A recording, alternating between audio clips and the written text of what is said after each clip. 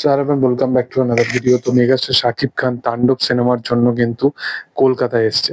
কেন এসছে? প্রমোশন করতে না, প্রমোশন করতে নয়, কতদিন বেশ কিছু দিন ধরে অ্যাকচুয়ালি গতকাল থেকেই কিন্তু শাকিব খানকে শুভশ্রী, শ্রাবন্তী এদের সাথে কিন্তু জয়া আহসান, রায়ান রাফি এদের সাথে কিন্তু একটা পোস্ট করতে আমরা দেখতে পাচ্ছি।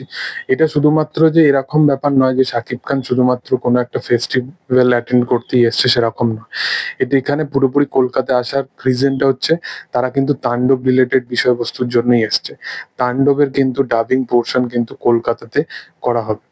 কলকাতায় কিন্তু এর ডাবিং পোর্শন করা হবে। আর বেশি দিন বাকি নেই সিনেমাটা আসতে। এবং সিনেমাটা নিয়ে যেরকম ভাবে আহ, তারা প্ল্যান করেছিল, সেই প্ল্যান ওয়াইজ তারা সক্ষম হয়েছে সেই জিনিসটাকে প্রপার ভাবে ডেলিভার করতে। এবং আশা করব যে এই সিনেমা হিসাবেও সেটা দুর্দান্ত ভাবে ডেলিভার হবে। এবং এর সাথে সাথে তোমরা সকলেই জানো যে অ্যাসোসিয়েট প্রডিউসার হিসাবে, মানে এক্সিকিউটিভ এবং সমস্ত দিক থেকে অ্যাসোসিয়েট প্রডিউসার বা অ্যাসিস্ট্যান্ট প্রডিউসার হিসেবেও কিন্তু এসবিএফ এর সাথে যৌথ প্রযোজনায় কিন্তু এই সিনেমাটা এসছে। এবং এসবিএফ যেহেতু আছে এই প্রোডাকশন হাউসের মধ্যে, তো তাদেরও একটা ন্যায় নীতি তো অবশ্যই আছে। এবং তারা এই কলকাতাতে ডাবিং বা পোর্শনটা সমস্ত কিছু করবে। এবং এসবিএফ যদি চায়, তারা কিন্তু প্রপার ভাবে কিন্তু ওয়েস্ট বেঙ্গলেতেও তাণ্ডবকে দারুণ ভাবে একটা প্রমোশন করবে।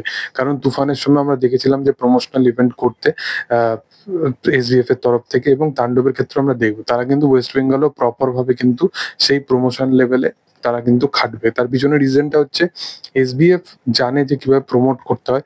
হ্যাঁ, রাদার দেন এই সিনেমাটা ওয়েস্ট বেঙ্গলে কতটা চলবে সেটা এখনো বলা বাহুল্যের বাইরে। বাট তুমি যদি প্রিয়তমা থেকে এখনো পর্যন্ত যদি বলতে চাও বা দেখতে চাও, এই যে ট্রানজিশনটা যেটা শাকিব খানের এসছে এবং বারংবার যেরকম তার সিনেমা কালেকশন করছে, এটা কিন্তু এই এই এই বিষয়বস্তুগুলো পুরোপুরি কিন্তু ওয়েস্ট বেঙ্গল ফ্যান্সদের প্রতিও কিন্তু একটা অ্যাওয়ারনেস ফেলাতে পেরেছে।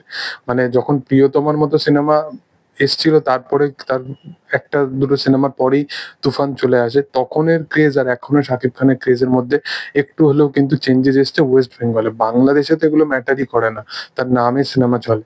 মানে তার টাইটেল যদি এরকম শুধু শাকিব খান লেখা থাকে, সেটা দেখতেই কিছু সংখ্যক অডিয়েন্স তো চলেই যাবে, মানে এরকম তার ক্রেজ আছে।